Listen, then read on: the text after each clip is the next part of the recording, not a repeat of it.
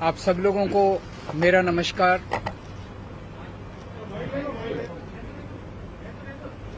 आप सब hello hello आप सबको मेरा नमस्कार।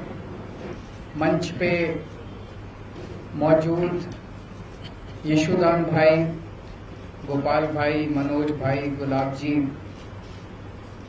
और मीडिया के सभी साथीगण, सबसे पहले मैं आपको एक छोटा सा किस्सा सुनाना चाहता हूं। आज सुबह सुबह मैं दिल्ली से अहमदाबाद आया। अहमदाबाद एयरपोर्ट से जब बाहर निकल रहा था तो एक कर्मचारी ने मुझे रोका। कहता है, सर सेल्फी खिंचवानी है आपके साथ।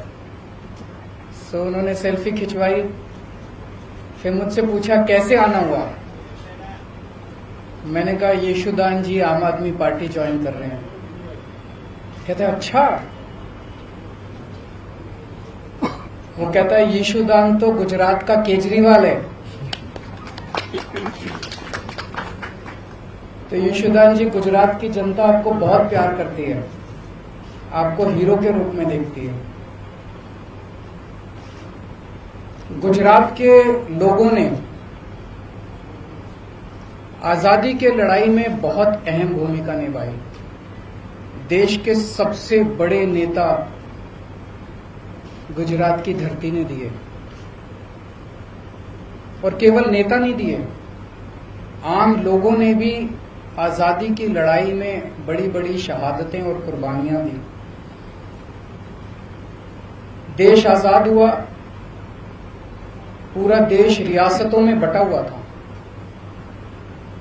फिर सरदार पटेल ने बीड़ा उठाया कि देश को एक करना है। रात दिन 24 घंटे मेहनत करके उन्होंने पूरे देश को इकट्ठा किया।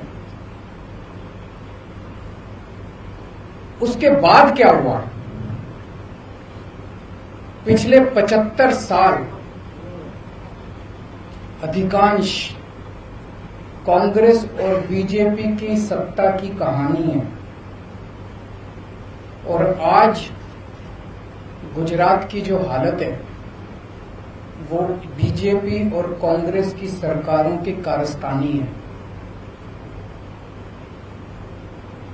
पिछले 27 साल से गुजरात में एक ही पार्टी की सरकार है, लेकिन पिछले 27 साल इन दोनों पार्टियों के गठजोड़ की कहानी है, दोनों पार्टियों की दोस्ती की कहानी है। कहते हैं, मुझे नहीं पता, आपको तो ज्यादा पता होगा, कि कांग्रेस बीजेपी की जेब में है। जब जब बीजेपी को जरूरत होती है तो माल कांग्रेस सप्लाई करती है। ऐसे कैसे चलेगा?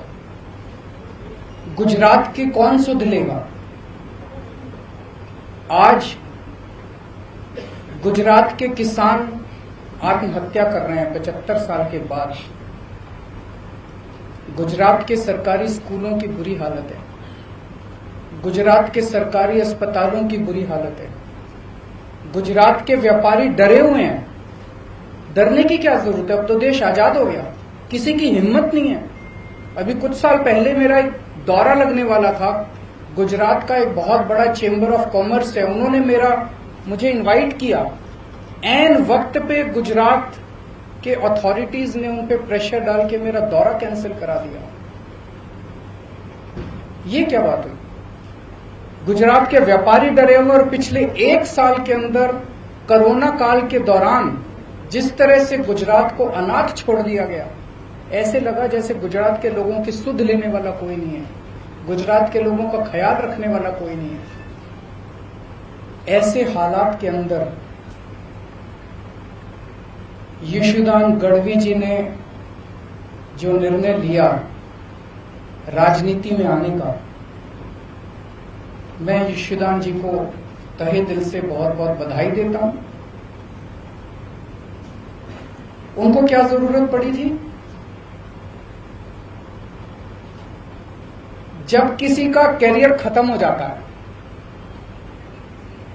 जब किसी को कोई पूछने वाला नहीं होता, तब अगर कोई छोड़ छाड़ के राजनीति में आए तो समझ में आता है।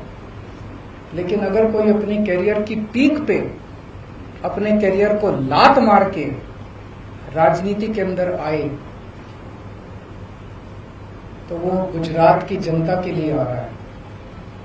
पिछले कुछ सालों से यशुदान जी अपने टीवी चैनल के और अपने कार्यक्रम के जरिए एक एक आम गुजराती की आवाज बने हुए थे, उनकी आवाज उठाते थे। लोग उनके साथ अपने आप को रिलेट करते हैं। आज गुजरात का हर व्यक्ति यशुदान जी के साथ रिलेट करता है। लोगों को लगता है कि वो हमारी आवाज उठा रहे हैं, लेकिन सिस्टम के बाहर रह के आवाज उठा के समस्याओं का समाधान करवाने की अपनी एक सीमा है। सिस्टम के बाहर रह के हम नुक्स निकाल सकते हैं, शोर कर सकते हैं, आंदोलन कर सकते हैं, टीवी के ऊपर आवाज उठा सकते हैं, डिबेट कर सकते हैं, न्यूज में दिखा सकते हैं। लेकिन अगर सामने वाली सारी पार्टियां मिली हुई हों और उनको सुनने की जरूरत ही नहीं है, अगर सामने वाली पार्टियां कहे जो करना है कर लो, हमें तो कोई परवाह नहीं है, तुम जितनी आवाज उठानी है उठा लो, हमें तो कोई परवाह नहीं है, चुनाव का नतीजा तो पता ही है, हमें तो जीतना ही है, तो फिर क्या करेगा कोई आदमी? तो इन्होंने तय किया कि अब सिस्टम के अंदर जाके कीचड़ के अंदर उतर के कीचड़ को साफ करना पड़ेगा। मैं समझता हूं कि ये इनका बहुत बड़ा त्याग है। ये छोटी बात नहीं है कि अपने कैरियर के पीक के ऊपर, कैरियर के टॉप के ऊपर जब कोई आदमी बैठा है और वो अपनी कैरियर को लात मार के अगर वो राजनीति में आया है, तो मैं समझता हूं कि उन्होंने बहुत बड़ा त्याग किया है। मैं इनको बहुत बहुत बधाई देना चाहता हूं, इनके त्याग को सलाम करता हूं।